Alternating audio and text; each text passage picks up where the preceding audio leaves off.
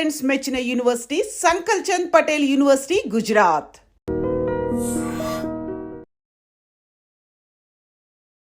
అంతులేని కథ కె బాలచంద్ర సృష్టించిన ఒక అద్భుతం.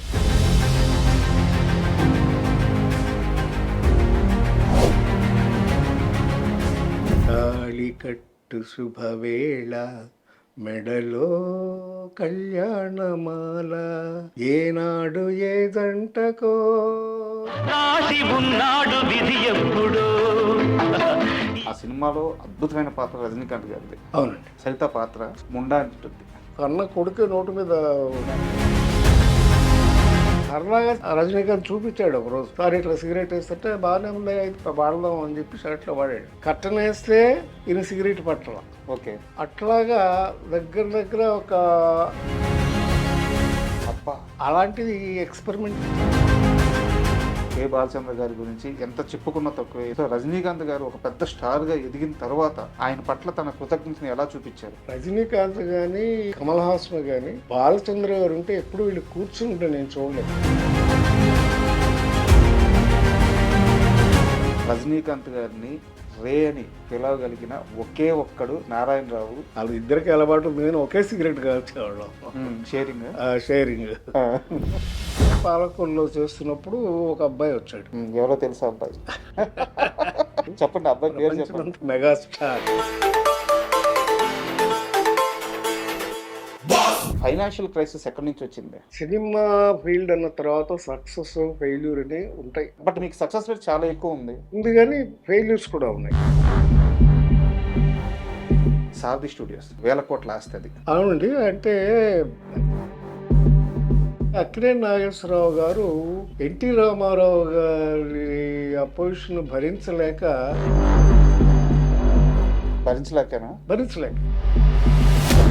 ఒక్క సినిమా విషయంలో కృష్ణ గారి మధ్య నాగేశ్వరరావు గారి మధ్య విభేదం వచ్చింది, దానికి సారథి స్టూడియోనే సాక్ష్యంగా నిలిచింది అని చెప్పి చెప్తారు. కరెక్టే, ఏం చాలా కరెక్ట్. ఏంటంటే దేవదాస్. నాగేశ్వరరావు గారు చాలా సీరియస్ అయ్యారంట. పాత దేవదాస్ ని రిలీజ్ చేశారు. కొత్త దేవదాస్ ఫ్లాప్ అయింది, పాత దేవదాస్ 100 రోజులు ఆడింది రెండోసారి కూడా. ఆ రోజుల్లో మీరు స్టూడియో కొనడానికి ఎంత ఇన్వెస్ట్ చేశారు, ఎంత మీకు రిటర్న్ వచ్చింది? నెక్స్ట్ జనరేషన్ వాళ్ళు మాకు కలిసి రాలేదు. అంతే, ఏ కుటుంబాలైనా ఏ కుటుంబం అయినా అంతే. సో అలాంటి పరిస్థితుల్లో స్టూడియోని. చిరంజీవి గారి విషయానికి వస్తే ఎన్టీఆర్, ఏఎన్ఆర్, కృష్ణ, శోభన్ బాబు, కృష్ణంరాజు, మురళీమోహన్, చంద్రమోహన్, ఆయన వచ్చిన అతి కొద్ది కాలంలోకే నాగార్జున, వెంకటేష్, బాలకృష్ణ లాంటి యంగ్స్టర్స్ వచ్చారు. వీళ్ళందరినీ దాటుకొని శివశంకర వరప్రసాద్ మెగాస్టార్ ఎలా అయ్యాడంటే ఆ క్వాలిటీస్ ఏమని చెప్తారు మీరు? Hard work. సురేఖ్ గారు భార్య కావటం, ధర్మపత్నిగా అమ్మాయి చేసిన సేవ అంతా ఇంత కాదు. బట్ ఆ ఫేజ్ స్టార్ట్ అవ్వడానికి కారణం నారాయణరావు అంటే ఒప్పుకుంటారు? నేను కాదు. పసివాడు ప్రాణం సినిమా చిరంజీవి గారికి పడకపోయి ఉంటే ఆయన అన్నారు, పాటలు లేవు, ఫైట్లు లేవు, మరి నన్ను ఎట్లా యాక్సెప్ట్ చేస్తారు జనం అని డౌట్ పడ్డాడు. నేను ఒకటే మాట చెప్పాను, ఏమంటే బట్ ఎందుకు చిరంజీవి గారి మీద ఒక నెగిటివ్ క్యాంపెయిన్ చేస్తూ ఉంటారు? ఎవరు చేశారు? ఆయన ఫ్రెండ్స్ కు సహాయం చేయలేదు, నిర్మాతలను పట్టించుకోలేదు. ఎవరన్నారు? అసలు బయట చాలా ఉన్నాయి సార్. సుధాకర్ గారికి అన్యాయం చేశారంటారు. సుధాకర్ బాగోని రోజు కూడా. నిజంగా హైదరాబాద్ వచ్చినా గ్యాప్ వచ్చిందా, పొలిటికల్ వల్ల గ్యాప్ వచ్చిందా? బేసికల్ గా నాకు పాలిటిక్స్ ఇష్టం లేదు. చిరంజీవి గారు ప్రజారాజ్యం పార్టీ పెట్టడం మీకు అస్సలు ఇష్టం లేదు. నేను మొదటి నుంచి చెప్తాను, నీకెందుకు రిజల్ట్.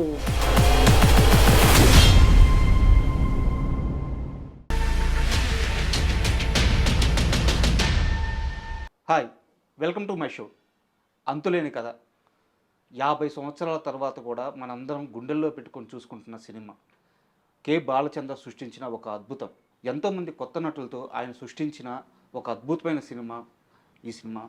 సో ఈ సినిమా రిలీజ్ అయ్యి నేటికి 50 సంవత్సరాలు పూర్తవుతుంది. ఈ నేపథ్యంలో ఆ సినిమాలో హీరోగా నటించిన నారాయణరావు గారు మనతో ఉన్నారు. ఆయన ఒక్కరే కాదు, ఆ సినిమాలో రజనీకాంత్, సరిత, ఇలాంటి ఎంతోమంది, ఫటాఫట్ జయలక్ష్మి, ఇలా ఎంతోమంది కొత్త నటులు ఆ సినిమాలో యాక్ట్ చేశారు. ఎప్పటికీ అజరామరమైన సినిమా అది. సో ఆ సినిమాకి 50 ఏళ్ళు ఎలా అయితే పూర్తయినాయో నారాయణరావు గారి సినీ కెరీర్ కూడా అలాగే 50 ఏళ్ళు పూర్తయినాయి. ఈ నేపథ్యంలో ఆయనతో మాట్లాడి అంతులేని కథ విశేషాలు, అలాగే ఆయన జీవిత విశేషాలు అన్నీ తెలుసుకుందాం. హాయ్ సార్, నమస్తే. ఐ డ్రీమ్ ప్రేక్షకులందరికీ కూడా నా హృదయపూర్వక నమస్కారాలు. ఈరోజు చాలా సుదినం, ముఖ్యంగా నాకెంతో ప్రాముఖ్యం గల రోజు. సరిగ్గా 50 ఏళ్ల క్రితం నేను నటించిన తొలి చిత్రం అంతులేని కథ. ఆ సినిమాలో నటించడం అనేది నిజంగా నా అదృష్టం. మా గురువుగారు కె బాలచంద్ర గారు, ఆయన దర్శకత్వంలో, అలాగే ఆయన అసోసియేట్ ఈరంకి శర్మ గారి ట్రైనింగ్లో నేను ఈ సినిమాలో నటించాం. ఇంకో విషయం ఏంటంటే, ఆ సినిమా రిలీజ్ చేసింది ఎన్టీ రామారావు గారి cinema Aradhana. Sir super duper hit cinema. Sir NT Rama Rao గారు, వాణిశ్రీ గారు నటించినటువంటి ఆరాధన సినిమా మీద డైరెక్ట్గా రిలీజ్ చేశారు ఈ అంతులేని కథ. అది లక్ష్మీ ఫిలిమ్స్, ఇదేమో నవయుగ ఫిలిమ్స్. నవయుగ సంస్థ అంటేనే అందరికీ తెలుసు, మీదే కదా. మాదే. మా నాన్నగారు 1947లో స్థాపించారు ఆ సంస్థని. సార్ ఆ స్వతంత్రం వచ్చిన సంవత్సరం అదే రోజున జెండా ఎగరేసి విజయవాడ గాంధీనగరంలో నవయుగ ఫిల్మ్స్ అనే సంస్థని స్టార్ట్ చేశారు. సార్ ఆ తర్వాత అనేక సినిమాలు మా నాన్నగారు డిస్ట్రిబ్యూషన్ చేశారు. కొన్ని వేల సినిమాలు చేశారు. అయితే అందులో ఇది కూడా ఒక ముఖ్యమైన చిత్రం, అంతులేని కథ.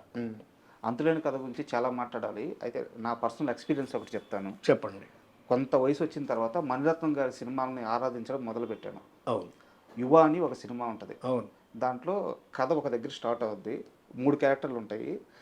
కథ జరిగి మళ్ళీ ఎక్కడైతే ఫస్ట్ క్యారెక్టర్ స్టార్ట్ అయిందో రెండో క్యారెక్టర్ మళ్ళీ అక్కడికి వచ్చి ఆ క్యారెక్టర్ స్టార్ట్ అవుద్ది. Okay, good. అంటే స్క్రీన్ ప్లేకి ఒక ఫుల్ఫిల్నెస్ లాగా ఉంటుంది అనమాట అది. అవును, ఆయన గొప్ప దర్శకుడు ఆయన. అప్పటికి నాకు బాలచంద్ర గారి సినిమాలు తెలియదు సార్.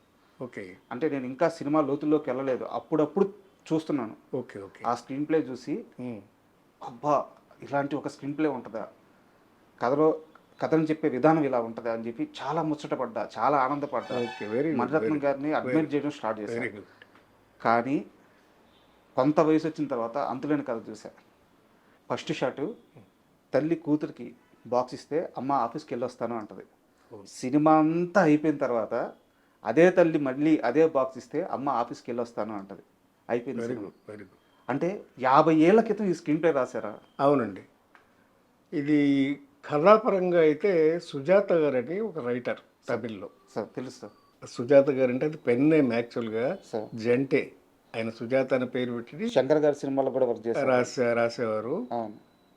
అయితే ఆయన స్క్రీన్ ప్లే కథ, మెయిన్ కథ మాత్రం ఆయన ఇచ్చారు. సార్ స్క్రీన్ ప్లే అంతా చేసింది బాలచంద్ర గారు. సార్ బాలచంద్ర గారి స్క్రీన్ ప్లే అంటేనే పాత్ర ప్రధానంగా ఉంటుంది.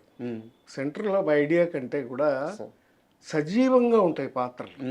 అందుకనే వాళ్ళతో చేయించుకోవడం కానీ అవన్నీ ఆయన కరెక్ట్గా ఉండబట్టి ఆ పాత్రలన్నీ కలిస్తే ఒక మంచి కథ అవుతుంది. ఫర్ ఎగ్జాంపుల్ అంతులేని కథ ఉందంటే ప్రతి పాత్ర ఒక ఇంపార్టెంట్ పాత్రే. ఎవరు ఎక్కువ ఎవరు తక్కువ అని చెప్పడం కష్టం. అవును. చివరిగా అతి చిన్న పాత్ర వేసే కమల్ హాసన్ గారు కూడా గెస్ట్ అపీరెన్స్ చేస్తే అది కూడా ఒక పెక్యులర్ క్యారెక్టర్ లాగా తయారైంది. ఇక రజనీకాంత్ గారి గురించి చెప్పక్కర్లేదు. ఆ సినిమాలో అద్భుతం. జయప్రదకి అన్నయ్యగా నటించాడు, తాగుబోతుగాను, మళ్ళీ మారిన తర్వాత మంచి మనిషిగాను. తీరా మంచి మనిషి అయిన తర్వాత ఆయన డెత్ వస్తుంది. సో అలాగా క్లైమాక్స్కి వెళ్ళే కొద్దీ సినిమా అది నిజంగానే క్లైమాక్స్ పరాకాష్ట లాగా అలాగ పీక్ వెళ్ళిపోయింది సినిమా. నేను ఒక్కో క్యారెక్టర్ గురించి అడుగుతాను సార్, చెప్దాము. అసలు ఇది పార్ట్ 1 పార్ట్ 2 కూడా తీస్తారని చాలా ఎక్స్పెక్ట్ చేశారు జనం కూడా. ఎండింగ్ కూడా అలాగే ఉంటుంది. ఎండింగ్ కూడా అలాగే, అన్ఎండింగ్ స్టోరీ. అందుకే అంతులేని కథ అని టైటిల్ పెట్టారు. ఆత్రేయ గారే పెట్టారు టైటిల్. మహారచయిత ఆయన, టైటిల్ ఆయనే పెట్టాడు. పైగా తెలుగు స్క్రిప్ట్ అంతా కూడా అన్ని డైలాగ్స్ ప్లస్ ఆల్ సాంగ్స్. సినిమాలో ఉన్న అన్ని పాటల్ని ఆత్రేయ గారి కాలంతోనే వచ్చినాయి. ఆయన అద్భుతమైన సాంగ్స్ రాశారు. దానికి ఎంఎస్ విశ్వనాథన్ గారు మ్యూజిక్ గొప్పగా మ్యూజిక్ చేశారు. సార్ ఇక బాలు గారు. బాలు గారు, జానక్ గారు, అవును యేసుదాస్ గారు. అవును యేసుదాస్ గారు పాడిన పాట కూడా అద్భుతమైన పాట. దేవుడే ఇచ్చాడు వీధి ఒకటి అనే సాంగ్ రజనీకాంత్ గారు పిక్చరైజ్ చేశారు.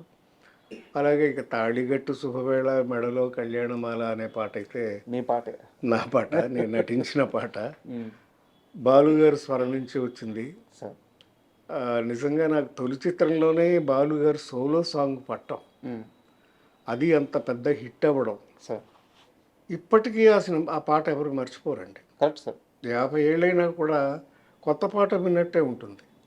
ఆబాల గోపాలానికి చిన్నపిల్లల దగ్గర నుంచి పెద్దవాళ్ళ వరకు అందరికీ కూడా మనోరంజకంగా ఉంటుంది. మంచి విషయం చెప్పినట్టు ఉంటుంది. అవును చాలా సెంటిమెంట్ కూడా ఉంది ఆ పాటలో. ఒక్కసారి ఆ పాటలు ఉండే తెలుసుకోవాలి. తాళి కట్టు శుభవేళ మెడలో కళ్యాణమాల, ఏనాడు ఏ జంటకో రాసి ఉన్నాడు విధి ఎప్పుడో, తాళి కట్టు శుభవేళ మెడలో కళ్యాణమాల అవుతుంది పాట. అద్భుతం. నేను సింగర్ని కాదనుకోండి, బట్ ఆ సినిమాలో మీరే కదా సింగర్. అంటే నేను నటించాను. ఆ సినిమా గురించి మాట్లాడేటప్పుడు సార్ మీ పాత్ర గురించి తీసుకుంటే సినిమా మొత్తం మీద సరిత క్యారెక్టర్ని ఒక పులిలాగా చూపించారు. అవును. కానీ మీరు గమనించారా, సినిమాలో సరిత కాస్త నవ్వుతూ మాట్లాడేది ఒక్క మీ క్యారెక్టర్తోనే. Correct correct. ఆఖరికి తను ప్రేమించిన వ్యక్తితో కూడా స్ట్రిక్ట్గానే ఉంటారు, గట్టిగానే మాట్లాడుతుంటారు. అత్తగారింటికి వెళ్తే అత్తగారితో కూడా అలాగే మాట్లాడుతుంది. అంటే సరిత పాత్రకి మాస్క్ లేకుండా ఒక అమ్మాయి ఎలా అలా ఉండేది ఒక్క మీ దగ్గర మాత్రమే. అద్భుతమైన స్నేహం ఉంటుంది ఆ పాత్రతో. అవును, ఇండైరెక్ట్గా చాలా గోపాల్ పాత్రతో ఉంటుంది. పైగా చెల్లెలి పెళ్ళి ఫిక్స్ అయిన తర్వాత వచ్చి నా దగ్గరకు వచ్చి అడుగుతుంది డాబాలో, అవును గోపాల్ నువ్వు పాట పాడాలి అని అంటే, అప్పుడు నేను అంటాను నాకు సభాయోగమే లేదనుకున్నాను, ఇప్పుడు కళ్యాణ యోగం కూడా లేదు.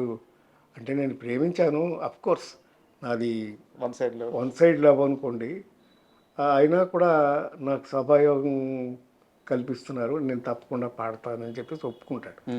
అండ్ గోపాల్ పాత్ర కాకుండా సరిత గురించి ఎలాగో మాట్లాడుకున్నాము. ఆ సినిమాలో అద్భుతమైన పాత్ర రజనీకాంత్ గారిది. అవునండి. అంటే ఒక తాగుబోతు అన్నగా ఇంటి బాధ్యతలు పట్టించుకోకుండా జులాయిగా తిరుగుతూ ఉండే ఒక పాత్ర.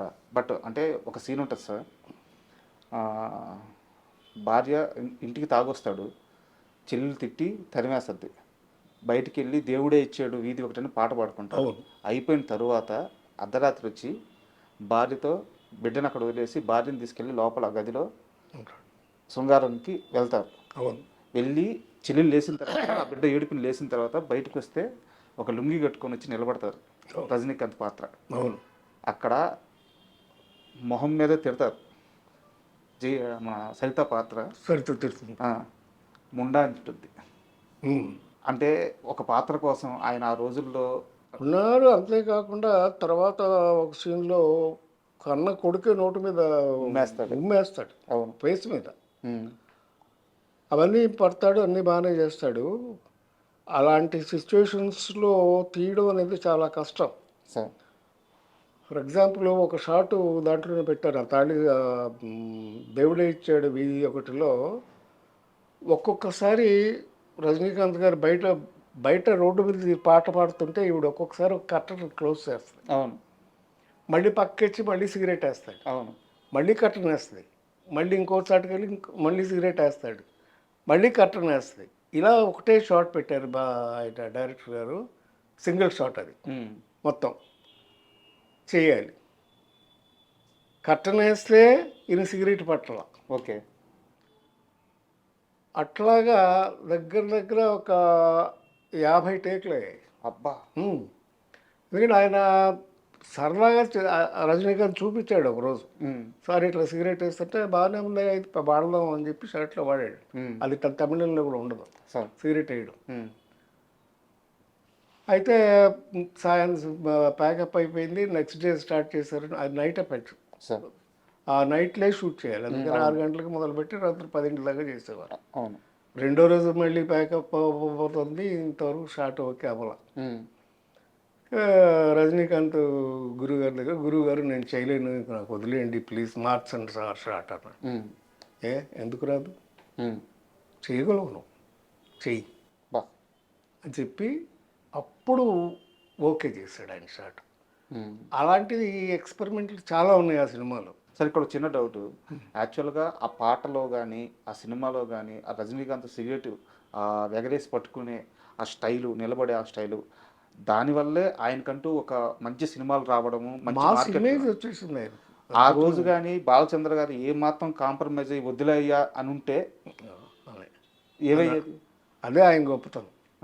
ఎందుకంటే ఇంకొకటి చాలామంది డైరెక్టర్లు అంటే అనకూడదు, వాళ్ళు చేసి చూపించేస్తుంటారు. అప్పుడు ఏమవుతాయి, ఈ క్యారెక్టర్లన్నీ వాళ్ళలాగే బిహేవ్ చేస్తాయి. అందరూ ఆ డైరెక్టర్ లాగానే ఉంటారు. పేర్లు అనవసరం. బాలచంద్ర గొప్ప ఏంటంటే ఆయన చేయడు, చేసి చూపించడు. నీలో ఎంత టాలెంట్ ఉందో దాన్ని బయటికి లాగుతాడు. That's his technique. మనం చేసేదాన్ని బట్టి ఇంకా ఇంకా ఇంకా ఇంప్రూవ్ చేస్తాడు. బాగా చేస్తున్నారని ఆయనకి ఇంప్రెషన్ కలిగింది అనుకోండి, ఇంకా ఇంప్రూవ్ చేసి ఇంకా పకడబందీగా తీస్తాడు సినిమా. ఇంకొక షాట్ కరెక్ట్గా గుర్తుంది నాకు. దాంట్లో ఒక సీన్లో వచ్చి రజనీకాంత్ వచ్చేసి జయప్రదని తిడతాడు, ఏంటి పౌడర్లు రాసుకుని లిప్స్టిక్ రాసుకుని వెళ్తున్నాను సానిదానిలా అంటాడు. అవును. ఒక్కసారి ఆ అమ్మాయి వేసి రే ఏడ్చి నవ్వద్ది, నా ఏడ్చి నవ్వి చెప్తుంది, రే నేను ఈ పౌడర్ రాసుకునేది బూడిదిరా, ఇది ఎందుకు రాసుకుంటున్నాను తెలుసా, సంపాదించడం కోసం రాస్తున్నాను. ఎవరి కోసం చేస్తున్నానో తెలుసా, చూడరాని పాస్బుక్లు తీసి ఒకటొకటి పడేస్తాను. అవును. ఇది నీ చెల్లెళ్ళు పెళ్లి కోసం, ఇది నీ గుడ్డి తమ్ముడు ఆపరేషన్ కోసం, ఇది దీనికోసం. అట్లాగా అందరి పేర్ల డబ్బులు సేవ్ చేస్తున్నాను రా, నా పేరున ఒక్క పాస్బుక్ ఉందేమో చూడు, చెప్పరా ఏమన్నా ఉంటే. ఉండమోపి నువ్వు చెప్పేది ఏమిట్రా, ఆ రోజున నువ్వు వచ్చి నిలబడు, ఇంటి పెద్దగా నిలబడు, ఆ రోజు నేను ఇంట్లోంచి నువ్వు మెడబట్టి బయటికి గంటు నేను హాయిగా వెళ్ళిపోతా అని చెప్తుంది. ఈ షాటు అది మళ్ళీ సింగిల్ షాట్ పెట్టారు ఆయన బాలచంద్ర గారు. జనరల్ మంచి పర్ఫార్మెన్స్ ఉంటే ఆయన సింగిల్ షాటే పెడతారు. ట్రైలీ మూమెంట్, ఆర్టిస్ట్ మూమెంట్ ఏదో రెండే ఉంటాయి. ఒకవేళ ఆర్టిస్ట్ మూమెంట్లో ఉంటే ట్రైలీ ఉండదు, ట్రైలీ మూమెంట్లో ఉంటే ఆర్టిస్ట్ మూమెంట్ ఉండదు. పొద్దున్నే షూటింగ్ మొదలెట్టాము మేమంటే అందరం ఉండాలి, సెట్లోనే ఉండేవాళ్ళు. అంటే మాకు అందరికి ఫస్ట్ పిక్చర్ అందరు సార్, సో అబ్జర్వ్ చేసినట్టు ఉంటుంది. పొద్దున్నే వెళ్ళిపోయేవాళ్ళు, 4 వెళ్ళిపోతే అందుబాటులో ఉన్నట్టు ఉంటుంది, అందుబాటులో ఉన్నట్టు మాకు అబ్జర్వేషన్ లాగా ఉండేది. Correct. It's a training process almost. పొద్దున్నే మొదలుపెట్టాము షూటింగు, సాయంత్రం అయిపోయింది ప్యాకప్. మళ్ళీ రెండో రోజు పొద్దున్నే మొదలుపెట్టారు, సాయంకాలం అయిపోయింది ఆల్మోస్ట్ ప్యాకప్. కాలేదా షాట్ ఓకే వాళ్ళ. జయప్రద చిన్నపిల్ల ఆల్మోస్ట్ అప్పటికి, తనకి ఒక 17 ఏళ్ళు 18 ఏళ్ళు అంతే, అనుభవం కూడా లేదు. అంటే మేమంటే కొంచెం ఇన్స్టిట్యూట్లో ట్రైన్ అయ్యి వెళ్ళాం కనుక రజనీకాంత్ కానీ నేను కానీ అందుకుని చేసేవాళ్ళం. తను నిజంగా కంగారు పడిపోయింది. మేకప్లో రూమ్లోకి వెళ్ళిపోయి నేను రాజమండ్రి వెళ్ళిపోతాను, నా సినిమా వద్దు ఏడుస్తుంటే అప్పుడు పక్కనే కూర్చుని నేను రజనీకాంత్ మేకప్ రూమ్ అక్కడే న్యూటన్ స్టూడియో అని బాగా గుర్తుంది. లేదమ్మా నువ్వు ఏమాత్రం డిసప్పాయింట్ అవ్వద్దు, ఇది నీకు బ్రహ్మాండమైన పేరు తీసుకొస్తుంది, నువ్వు పెద్ద హీరోయిన్ అయిపోతావు, స్టార్ అయిపోతావు అని చెప్తే అప్పుడు ధైర్యంగా వెళ్ళి చేసింది. మళ్ళీ షాట్ ఓకే అయింది. యాక్చువల్గా నాకు నెక్స్ట్ క్వశ్చన్ కూడా అదే సార్. జయప్రద గారిని ఒక ఇంటర్వ్యూలో అడిగితే అసలు ఆ సినిమాలో షూట్ ఏం నడుస్తుంది, నేను ఏం యాక్ట్ చేస్తున్నాను నాకు ఏం తెలియదు, తెలుసుకునే అంత వయసు కూడా నాకు లేదు. కరెక్ట్. బాలచంద్ర గారు ఏమి చెప్తే నేను అది చేశాను. ఇన్ని సంవత్సరాల తర్వాత వెనక్కి తిరిగి చూసుకుంటే నా జీవితంలోనే కాదు ఏ నటి జీవితంలో కూడా అలాంటి క్యారెక్టర్ మళ్ళీ రాదు. కరెక్ట్. అటువంటి అవకాశాన్ని నాకు ఇచ్చారు ఆయన అని చెప్పి అంత ఆనందంగా. 17 ఏళ్ల వయసుకి అలాంటి ఒక పాత్ర రావడం ఎంత అదృష్టం సార్. నిజంగా అదృష్టం. అలా చేసింది కూడా అమ్మాయి, అద్భుతంగా చేసింది. జంకినట్టు కూడా ఎక్కడ కనపడదు Sir. క్యారెక్టరైజేషన్లో. గెటప్ కానీ ఆ స్టైల్ కానీ మెయింటైన్ చేయడం అవన్నీ తమిళ్లో చేశారు. కానీ ఆవిడ సుజాత గారు ఒరిజినల్గానే ఆవిడ అలాగే ఉంటారు. సార్ తమిళ్లో సుజాత గారు చేశారు, బట్ తెలుగులో మాత్రం జయప్రద గారు తినేశారు అసలు అద్భుతం. సార్ ఒక చిన్న డౌట్, ఈ సినిమా కోసం మీరు ఫిల్మ్ ఇన్స్టిట్యూట్లో ఉన్నప్పుడు ఆడిషన్కి వచ్చి మిమ్మల్ని, రజనీకాంత్ గారిని, ఇంకో నటుని, ముగ్గురిని సెలెక్ట్ చేశారు. ప్రదీప్ శక్తి మీ ముగ్గురిని సెలెక్ట్ చేశారు. సో ఆ సెలక్షన్ ప్రాసెస్ ఎలా జరిగింది? లేదండి, అది బాలచంద్ర గారు అప్పుడప్పుడు మాకు ఎగ్జామినర్గా వచ్చేవారు. ఓకే. మేము చేసిన ప్రాక్టికల్స్ కొన్ని చూశారు. అది అయిపోయిన తర్వాత ఛాంబర్ వాళ్ళు ఏం చేశారంటే ఒక పుస్తకం ప్రింట్ చేశారు. ఆ సంవత్సరం బయటకు వచ్చేసి ఆర్టిస్టులు అందరినీ, మేమే ఫస్ట్ బ్యాచ్ కదా, సార్ ఆ ఫోటోలు వేసి ఛాంబర్ బుక్లో ప్రింట్ చేశారు ఫోటోలు. అందులో చూసి సెలెక్ట్ చేశారు, వీళ్ళు బాగుంటారు అనుకుని. ఓకే. ఆ ముగ్గురిని మమ్మల్ని సెలెక్ట్ చేసి మాకు బండి పంపించారు. నేను, రజనీకాంత్, ప్రదీప్ శక్తి. సార్ ప్రదీప్ శక్తి అంటే మీకు అందరూ తెలుసు, చాలా సినిమాలు చేశాడు, మంచి హైట్గా ఉంటాడు. దాంట్లో కండక్టర్ క్యారెక్టర్. అవును అవును, కండక్టర్ క్యారెక్టర్ ఉంటుంది. ఆయన ప్రదీప్ శక్తి గుంటూరు కురాడు, తెలుగు అబ్బాయి. మా ముగ్గురిని ఫస్ట్ పిలిపించారు, ముగ్గురం వెళ్ళాం, కూర్చున్నాం. తమిళ సినిమా అప్పటికే రిలీజ్ అయిపోయింది, అవార్డు అవుతాడు కదా, రన్నింగ్ థియేటర్లో బాగా ఆడుతుంది అప్పటికి. అయితే సినిమా చూసారు, అడిగాడు ఆయన. నేను చూశాను సార్, ఒకసారి చూసారని చెప్పాను. వాడు రజనీకాంత్ ఏం చేసాడు, నేను 4 సార్లు చూశాను సార్ అంటాడు. రజనీకాంత్ సరే అని మొత్తానికి ఆయన మమ్మల్ని పంపించేశారు. పంపించేసిన తర్వాత కొన్నాళ్ళు అయింది, ఇంకా కబురు రాలా, ఎప్పుడు స్టార్ట్ అవుతుందని ఏం తెలియదు, మేము కబురు పెడతామని చెప్పేసి పంపించారు. ఈలోపు బాలచంద్ర గారు సారథి స్టూడియో హైదరాబాద్లో షూట్ చేద్దామని, ఇక్కడ స్టూడియోలో సెట్ చేద్దామని లొకేషన్ చూడడానికి వచ్చారు స్టూడియోకి. వచ్చారు, వెనక్కి తిరిగి వచ్చేసారు. అప్పుడు తెలిసింది ఆయనకి నేను సారథి స్టూడియోస్ మేనేజింగ్ డైరెక్టర్ ప్రసాదరావు గారు అబ్బాయినని. వెళ్ళిన తర్వాత మళ్ళీ పిలిపించారు. పిలిపించి, ఏంటి నారాయణరావు, నాకు ఎందుకు చెప్పలేదు నువ్వు, మా డిస్ట్రిబ్యూటర్ కొడుకునేవని, స్టూడియో ఓనర్ కొడుకని నాకు ఎందుకు చెప్పలేదు అన్నాడు. లేదు సార్, నేను ఇండివిజువల్గానే ఇన్స్టిట్యూట్లో చదువుకుని వచ్చాను, అదే క్వాలిఫికేషన్ కదా, అందుకని నేను చెప్పడం ఇష్టం లేక చెప్పలేదు సార్ అన్నాడు. వెరీ గుడ్, నీకు వేషం కన్ఫర్మ్ చేస్తాను, నేను వేషం కన్ఫర్మ్ చేశాను. సో అలాగా రజనీకాంత్ గారితో ఎలా జరిగింది? అది ఇద్దరికి అలాగే ఇలా ఉంది. రజనీకాంత్ కూడా మేము ఫస్ట్ టైం వెళ్ళినప్పుడే ఆయన ఇంటర్వ్యూ చేశాడు, చేసి పంపించేశారు. తర్వాత షూటింగ్ పిలిచి మళ్ళీ వేషం కన్ఫర్మ్ చేశారు. ఈ ఇంటర్వ్యూకి వస్తున్నాను అన్నప్పుడు చాలామంది పెద్దవారితో మాట్లాడాను. వాళ్ళు చెప్పిన ఒక మాట నాకు చాలా అంటే ఆశ్చర్యం, ఆనందం కూడా కలిగించింది. అలాంటి మనిషిని కలవబోతున్నానని. ఓకే. ఇప్పుడున్న సౌత్ కాదు, ఓవరాల్ ఇండియన్ ఫిలిం ఎవరైతే మనుషులు ఉన్నారో, ఆర్టిస్టులు ఉన్నారో, స్టార్స్ ఉన్నారో, రజనీకాంత్ గారిని రే అని పిలవగలిగిన ఒకే ఒక్కడు నారాయణరావు. ఈ రోజు నువ్వు వెళ్ళి ఆయన్ని కలవబోతున్నావు అని చెప్పారు. ఎప్పుడు ఒకే దీంట్లో ఉన్నాం, ఎప్పుడు కాదు, వాళ్ళు ఇద్దరికి అలవాటు ఉంది, కానీ ఒకే సిగరెట్ కాల్చేవాళ్ళం. షేరింగ్ అంత క్లోజ్గా ఉండేవాళ్ళం. మా ఇంటికి వచ్చేవారు. మా అక్కయ్య వాళ్ళ కాపురం మెడ్రాస్లో ఉండే.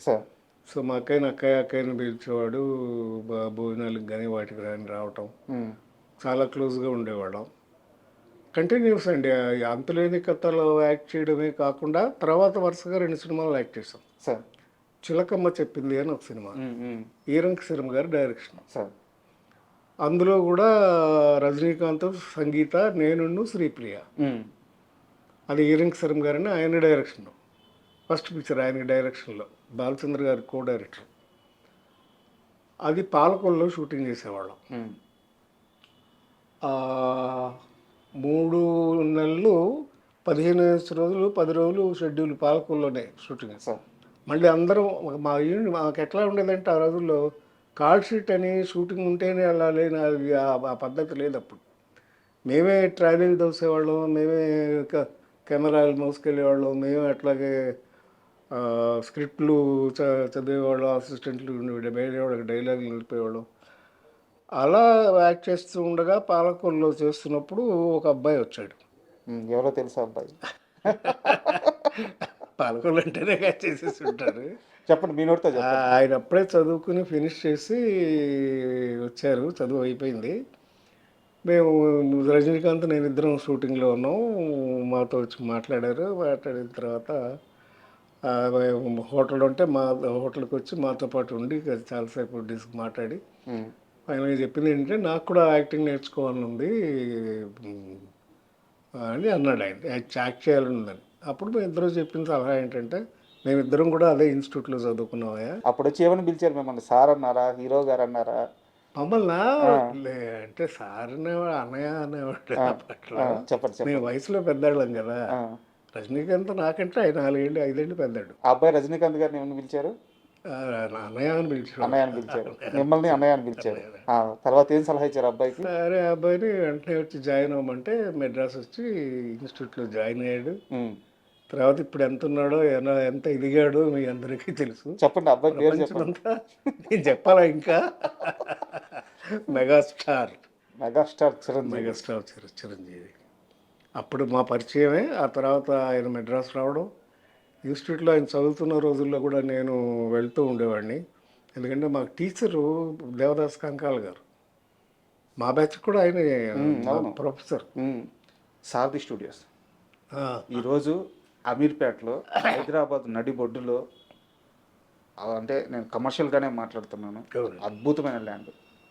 కనీసం 1000 కోట్ల ఆస్తి అది. అవునండి, మీదే అది. అవునండి. అంటే యాక్చువల్ బేసికల్గా మా ఫాదర్ మొదటి నుంచి డిస్ట్రిబ్యూటర్, చెప్పాను కదా, నవయుగ ఫిలిమ్స్. అవును. నవయుగ సంస్థ అనేది టాప్ మోస్ట్ డిస్ట్రిబ్యూషన్ సంస్థ ఇన్ ఆంధ్రప్రదేశ్. ఈ రోజుల్లో లాగా జిల్లాల వారీ కాదు, అప్పుడు టోటల్ ఆంధ్రప్రదేశ్. అవును, 3 ఏరియాలకి ముగ్గురు ఉండేవారు. మా పెద్దనాన్నగారేమో విజయవాడలో ఉండేవారు, హెడ్ ఆఫీస్ అది. మా నాన్నగారేమో గుంటకల్లో ఉండేవారు. సో అందుచేత నేను గుంటకల్లోనే పుట్టా. నేను చదువుకునే 8th క్లాస్ వరకు గుంటకల్లోనే చదువుకున్నాను. ఆ తర్వాత సారథి స్టూడియోస్ తీసుకోవాల్సిన పరిస్థితి వచ్చింది. ఎందుకంటే అక్కినేని నాగేశ్వరరావు గారు ఎన్టీ రామారావు గారి అపోజిషన్ భరించలేక హైదరాబాద్ వెళ్ళిపోయి షిఫ్ట్ అయిపోదామని డిసైడ్ చేసుకున్నాడు. ఆయన భరించలేక కాంపిటీషన్కే. ఎందుకంటే ఆయన డామినేటింగ్ అప్పుడు. ఎక్కువ సంస్థలు, ఇప్పుడు విజయవాహిని అంటే కంప్లీట్గా రామారావు గారి సినిమాలు. ఓకే. ఆయనకి ఎప్పుడు కూడా కాంపిటీషన్ ఉండేది వీళ్ళిద్దరికి.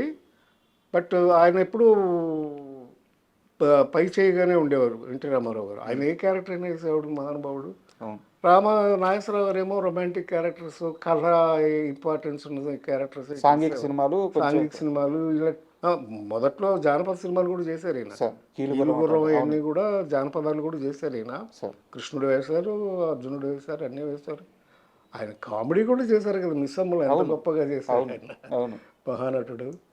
అయితే ఏదైనా ఆయన కాంపిటీషన్ ఫీల్ అయ్యడం కొంత, చెన్నారెడ్డి గారి స్నేహం కొంత. ఓకే. మర్రి చెన్నారెడ్డి గారు చీఫ్ మినిస్టర్. అయితే ఇట్లా ఇండస్ట్రీ ఇక్కడికి హైదరాబాద్ షిఫ్ట్ అయితే బాగుంటుందని అంటే, అప్పుడు నాగేశ్వరరావు గారు అంటే, నాకు అక్కడ స్టూడియో లేదు. అప్పుడు స్టూడియో క్లోజ్ అయిపోయింది. వాళ్ళు అది యాక్చువల్గా చల్లపల్లి రాజా గారిది ప్రాపర్టీ. అంటే చల్లపల్లి మహారాజా గారిది వాళ్ళ అబ్బాయి రామకృష్ణ ప్రసాద్ గారని, చల్లపల్లి రాజా గారు రియల్గా రాజు గారు ఆయన. ఆ వారిది సారథి బ్యానర్. సారథి బ్యానర్ అంటే అంతకుముందు చాలా పెద్ద పెద్ద సినిమాలు తీశారు. తమ్మారెడ్డి భరద్వాజ నాన్నగారు కూడా అక్కడ వర్క్ చేసినట్టు, దానికి మేనేజర్గా చేశారు. అవును. ఆయన తర్వాత మా నాన్నగారు. అవును. అంటే అది ఎలా జరిగిందంటే, ఫస్ట్ ఆ బ్యానర్, సారథి బ్యానర్ చాలా రామారావు గారితో ఆత్మబంధువు, కలిసి ఉంటే కల సుఖం, ఇలాంటి సినిమాలన్నీ సారథిలో తీసినాయి. రోజులు మారాయి నాగేశ్వరరావు గారితో. అప్పుడు నవయుగ ఫిలిమ్స్ వాళ్ళు సారథి స్టూడియో 45% షేర్స్ కొనుక్కున్నారు. అప్పటి నుంచి మా నాన్నగారు గుంటకల్ నుంచి ఇక్కడికి షిఫ్ట్ అయ్యారు స్టూడియో మేనేజ్ చేయడానికి. 64లో 64 నుంచి సారథి స్టూడియోస్ నాన్నగారే చూసుకున్నారు. మొదట్లో ఒకటే ఫ్లోర్ ఉండేది, తర్వాత 2 ఫ్లోర్లు కట్టారు, మొత్తం 3 ఫ్లోర్లు అయినాయి. స్టూడియో బ్రహ్మాండంగా నడిచేది. ఇప్పుడు మెట్రో స్టేషన్ ఉంది కూడా అంతా సారథి స్టూడియోస్లోనే ఉండేది. అప్పట్లో అమీర్పేట మెట్రో స్టేషన్ ఉంది, అదంతా సారథి స్టూడియోస్ గేటే. అక్కడ ఉండేది మెయిన్ గేటు. స్టూడియో మీరు అమ్మేసుకున్నారో లేకుంటే మీ వాటాలు మీరు వెనక్కి తీసుకున్నారో నాకు అంత ఐడియా లేదు. బట్ ఆ రోజుల్లో మీరు స్టూడియో కొనడానికి ఎంత ఇన్వెస్ట్ చేశారు, ఎంత మీకు రిటర్న్ వచ్చింది? లేదండి, అది ఇన్వెస్ట్మెంట్ అంటే నవైగా నుంచి ఫండ్స్ వచ్చాయి. నవైగా అప్పటికే బాగా పెద్ద కంపెనీ. సినిమాలు కొన్ని వేల సినిమాలు రిలీజ్ చేశారు, కొన్ని వేల సినిమాలు సూపర్ హిట్లు అయినాయి. సార్ సో దాని ఇన్వెస్ట్మెంటే సారథి స్టూడియోకి. తీసుకున్నారు అంటే నేను అడిగేది ఏంటంటే మీ షేర్లు వదులుకోకుండా ఉండాల్సింది అనే ఆలోచన అయితే- లేదండి, అదేంటంటే ఫ్యామిలీ ఇది. మా ఫాదర్ వాళ్ళు 3 brothers, plus private limited company. Sir it's not a ownership company కాదు. సో అందుకని షేర్స్ ఉండే ఎవరికి వాళ్ళకి. వాళ్ళ బ్రదర్స్ నెక్స్ట్ జనరేషన్ వాళ్ళు మాకు కలిసి రాలేదు, ఒకరికొకరు పడలేదు. మామూలే, భారతం అంతే, ఏ కుటుంబాలైనా ఏ కుటుంబం అయినా అంతే. పెద్ద పెద్ద వాహిని స్టూడియో అట్లాంటివి అయిపోయింది, ఏవిఎం అలాగే అయిపోయింది. సో అలాంటి పరిస్థితుల్లో స్టూడియోని అమ్మేయాల్సి వచ్చింది, అమ్మేశారు. ఎందుకు అమ్మారు సార్? మీకు ఏమన్నా అది అంత డీటెయిల్స్ నాకు తెలియదు. మహా అయితే కొన్ని లక్షల్లో ఉంటుందా? లక్షల కోట్లు కదండి, 12 ఎకరాలు. మీరు అమ్మినప్పుడు? మేము అమ్మినప్పుడే కోట్లండి. అప్పుడే కోట్ల? 80s మేము అమ్మింది ఎప్పుడు? 84లో, 80s తర్వాత. 80s తర్వాత కదా మేము అమ్మింది. కొన్నది ఎప్పుడు 64లో. ఇప్పుడైతే వేల కోట్లు ఉంటాయి. అంతే కదండి మరి. అంటే అప్పట్లో మాకు డివిజన్, మాకు అది ఒకటే ప్రాపర్టీ కాదు, ఇంకా ఉండేది సరోవర్ హోటల్ ఉండేది. షాపూర్ వాడి అని సెక్రటరియట్ ఎదురుగా సరోవర్ హోటల్ ఉండేది. ఫస్ట్ డ్రైవింగ్ రెస్టారెంట్ అది సరోవర్ ఉండేది. ఇవన్నీ ప్రాపర్టీస్ ఉండేవి. బ్రదర్స్ వాళ్ళు నెక్స్ట్ జనరేషన్ రాలేదు. మా బ్రదర్స్లో కూడా డిఫరెంట్ ప్రొఫెషన్స్కి వెళ్ళిపోయాం. సో అందుచేత అలాగా క్లోజ్ చేయాల్సి వచ్చింది.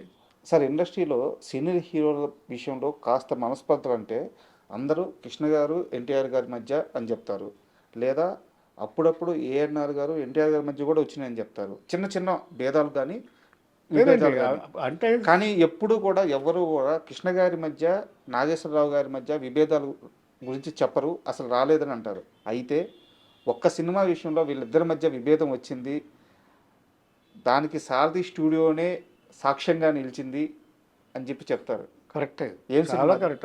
అదేంటంటే దేవదాస్కి ఏమైందంటే అప్పుడు అక్కినేని నాగేశ్వరరావు గారు అమెరికా వెళ్ళి హార్ట్ ఆపరేషన్ చేయించుకున్నారు. ఒక 1 year అక్కడే రెస్ట్ తీసుకున్నారు, రాలేదు. అంటే ఆ రోజుల్లో ఇంత ఈజీ కాదు హార్ట్ ఆపరేషన్ అంటే. అయితే వెళ్ళి 1 year రాలేదు. ఆ 1 year స్టూడియో మూత పడిపోయింది, వర్క్ జరగలేదు, వర్క్ లేదు. నాగేశ్వరరావు గారు లేకపోతే లేదు సారథి అప్పట్లో. దాంతో ఏమైంది, లేబర్ ప్రాబ్లం వచ్చింది. లేబర్ ప్రాబ్లం వస్తే పి జనార్దన్ రెడ్డి గారికి మా ఫాదర్కి క్లాష్ వచ్చి, మా ఫాదర్ మేనేజ్మెంట్ అప్పుడు స్టూడియో. మా ఫాదరు స్టూడియో మూసేశారు, క్లోజ్ చేశారు. నాగేశ్వరరావు గారు తిరిగి వచ్చారు అమెరికా నుంచి. రాకముందే ఏమైంది, ఈలోపు ఎట్లాగైతే నాగేశ్వరరావు గారి సినిమాలు ఎక్కువ మేము నవైగా చేసామో, మా సిస్టర్ కన్సర్న్ శ్రీ ఫిలిమ్స్ అని ఉంది. దాంట్లో కృష్ణ గారి సినిమాలు ఎక్కువ చేశారు, రిలీజ్ చేశారు అన్నీ. కృష్ణ గారి ఫస్ట్ పిక్చర్ నుంచి అగ్ని సాక్షి అక్కడి నుంచి చాలా సినిమాలు, కృష్ణ గారి సినిమాలు కూడా వాళ్ళ సొంత సినిమాలు, పద్మాలయ సినిమాలు. అసలు ఆయన ఫస్ట్ లేత మనసులు రిలీజ్ చేసిందే తేనె మనసులు, నా శ్రీ ఫిలిమ్స్.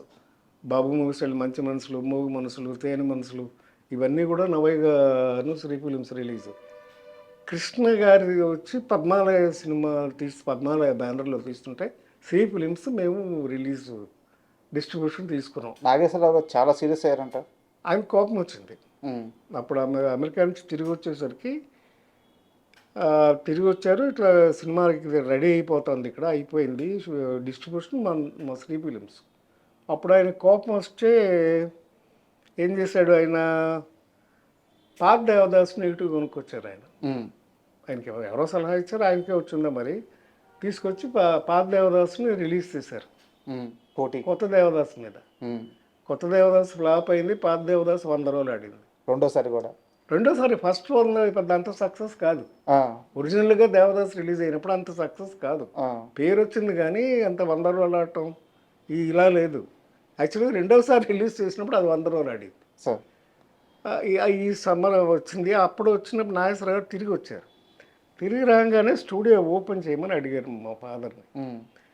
లేబర్ ప్రాబ్లం ఉంది, నేను ఓపెన్ చేయను అన్నారు మా ఫాదర్. నేను ఓపెన్ చేయనండి, కుదరదు, ఇప్పుడు లేబర్ ప్రాబ్లం ఉంది, సో అది ఓపెన్ చేయడానికి వీలు కదంటే అప్పుడు ఆయన సరే అని చెప్పేసి అంజలీదేవి గారి సినిమా వెళ్ళి బెంగళూరులో షూట్ చేశారు. ఎందుకంటే చెన్నై వెళ్ళటం ఇష్టం లేదు ఆయనకి. మళ్ళీ చెన్నై ఎప్పుడు వెళ్ళేవారంటే అక్కడ సొంత స్టూడియో ఉంటే దానికి మాత్రం వెళ్ళేవారు షూటింగ్. అది ఆయన మనసులో పెట్టుకున్నారు, ఇప్పుడు అలాగే చేస్తున్నారు. ఇప్పుడు విజయ కానీ అక్కడ స్టూడియో ఉంటుంది, వీనస్ కానీ వాళ్ళ సొంత స్టూడియో ఉన్న వాళ్ళకైతేనే మెడ్రాస్ వెళ్ళేవారు, లేకపోతే ఇక్కడి నుంచి మెడ్రాస్ వెళ్ళేవారు కాదు. ఇక్కడే ఆయన ఫిక్స్ అయిపోయారు, హైదరాబాద్లోనే ఉండాలని ఫిక్స్ అయిపోయి ఇక్కడికి వచ్చేసారు. అప్పుడు బెంగళూరులో షూటింగ్ చేశారు. చేస్తే అప్పుడు ఇంక నాకు సొంతంగా స్టూడియో కావాలని డిసైడ్ చేసుకుని అప్పుడు అన్నపూర్ణ తీసుకోవడం ఇవన్నీ జరిగినాయి. మొన్న నాగేశ్వరరావు గారు పోకముందు కూడా నాతో అన్నారు ఒకసారి, ఏవయ్యా ఆ రోజు మీ నాన్న చేసిన పనేనయ్యా ఇది, ఆయన స్టూడియో ఓపెన్ చేసి ఉంటే నేను కట్టేవాడిని కాదు, మా పిల్లలకి ఇంత ప్రాపర్టీ ఉండేది కాదు, అది నీ పుణ్యం అయ్యా అని నాతో అన్నారు ఆయన. సో అలాగా మంచి జరుగుతుంది, చెడు జరుగుతుంది. ఈ మొత్తం సినారియో వల్ల ఒక 2-3 సంవత్సరాలు ఇద్దరి మధ్య గ్యాప్ వచ్చేసిందంట కృష్ణ గారి మధ్య. వచ్చిందండి, కలిసి చేశారు, చాలా సినిమాలు కూడా చేశారు. బట్ ఆ ఇష్యూలోనే ఆయన కోపం వచ్చింది. అంటే అంత క్లాసిక్ దాన్ని ఎందుకు మళ్ళీ టచ్ చేయడం ఎందుకు చేయకుండా ఉంటే బాగుండేది. పైగా మెయిన్ డిస్ట్రిబ్యూట్ చేయడానికి ఇంకా కోపం వచ్చింది. మీరేమో హోమ్ డిస్ట్రిబ్యూషన్ లాగా ఆయనకు కూడా ఆయన సినిమాలు కూడా మేమే ఎక్కువ చేసాం. పద్మాలయ మొదటి సినిమాలన్నీ కూడా శ్రీ ఫిలిమ్స్ రిలీజ్, ఆయన ఫస్ట్ పిక్చర్ నుంచి. అలాగా సార్ రజనీకాంత్ గారిని లాస్ట్ సార్ ఎప్పుడు కలిసారు మీరు? మొన్న చెప్పారు కదండి, విఠల్ ప్రసాద్ అండి మా ఫ్రెండ్ ఇంట్లోనే ఆయన పేయింగ్ గెస్ట్ అని పేరే కానీ ఎప్పుడు డబ్బులు ఇచ్చారు. వాళ్ళ అమ్మగారే భోజనం పెట్టింది, కొడుకులు తన విఠల్ ప్రసాద్ వాళ్ళ 2 అన్నదమ్ములు. అయితే వాళ్ళలో కానీ ఈయన కూడా చూసుకునేది. వాళ్ళ ఇంట్లోనే ఒక రూము మ్యూజిక్ అకాడమీ అని చెన్నైలో ఉంటుంది, దాని పక్కన వెనకాల. విఠల్ ప్రసాద్ వాళ్ళ ఫాదర్ కూడా జమీందార్ గారి దగ్గర దివాన్గా పనిచేసేవారు వాళ్ళ ఫాదర్ ఒకప్పుడు. ఆ మంచి ఇల్లు ఉండేది, ఆ ఇంట్లోనే పాపం ఆశ్రయం ఇచ్చింది. తర్వాత వాళ్ళని కూడా బాగా చూసుకున్నాడు రజనీకాంత్. వాళ్ళ అమ్మగారికి ఇల్లు కొనిపెట్టాడు. మళ్ళీ వాళ్ళిద్దరికి విఠల్ ప్రసాద్ అని ఆయనకి వాళ్ళ బ్రదర్ వేణు అని ఆయన కాల్ షీట్లు అవన్నీ అప్పచెప్పాడు, వాళ్ళకి డబ్బులు అన్నీ చూశాడు, చాలా బాగా చూసుకున్నాడు. వాళ్ళ అమ్మాయి పెళ్ళి అయితే వెళ్ళాం. ఓకే, వెళ్తే ఆ రోజంతా మా దగ్గర. ఇది ఏ సంవత్సరంలో పెళ్లి జరిగింది? ఒక 3 years అయింది, 3-4 years అయింది. కళ్యాణ మంటపంలోనే పెళ్లి చేశారు. పెళ్ళి అయిన తర్వాత మమ్మల్ని అందరినీ ఆయన తోటకు తీసుకెళ్ళాడు, మా ఫ్రెండ్స్ అందరినీ. ఓకే, మేము 15 మంది దాకా ఉన్నాం బ్యాచ్.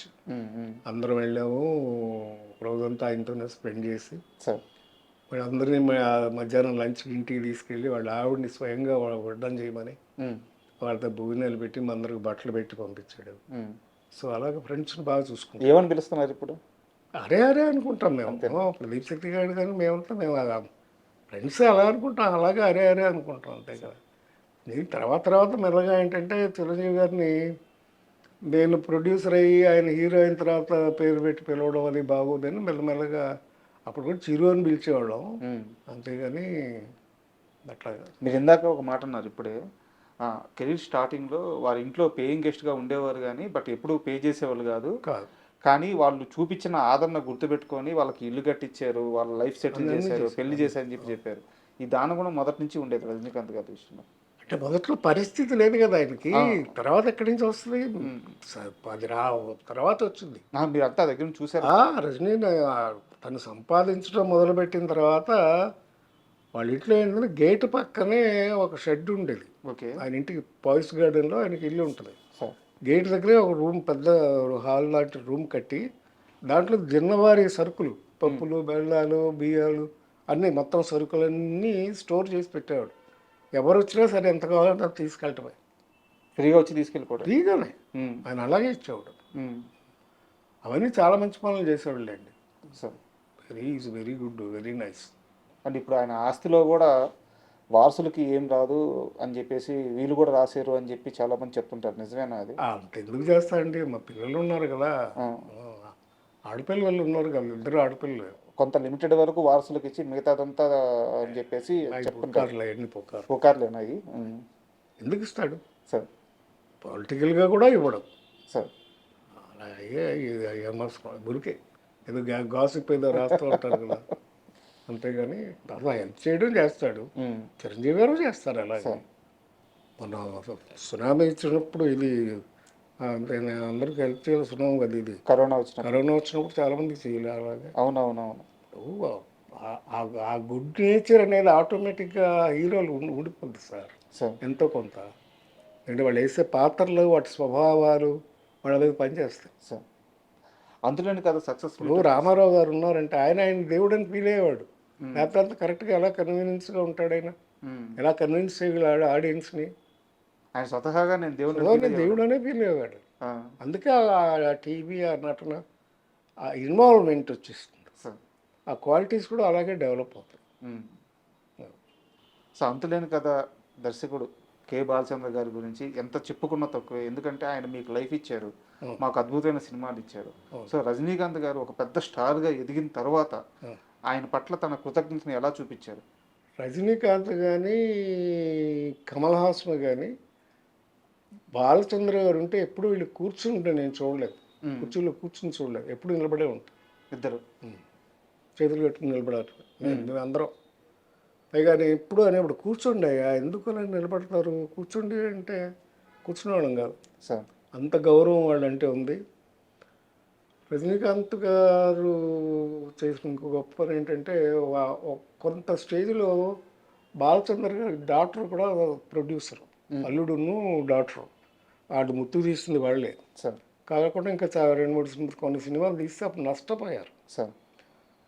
ఆ టైంలోనే కథానాయకుడు రైట్స్ కొని మలయాళం సినిమా తీసుకొచ్చి తెలుగు వర్షను కథానాయకుడు సినిమా బాలచంద్ర గారికి ఇచ్చాడు ఆయన. డేట్స్ కొన్ని కోట్లు, ఎన్నో 7 కోట్లు 8 కోట్లు డబ్బు మిగిల్చి అది బాగా గురువు గారికి గురుదక్షిణగా ఇచ్చుకున్నాడు. సో అలాంటి చాలా ఉన్నాయండి. అసలు గురువు అంటే గొప్ప ఇది ఇద్దరికి, కమల్ హాసన్కైనా అంతే, ఇంకైనా అంతే.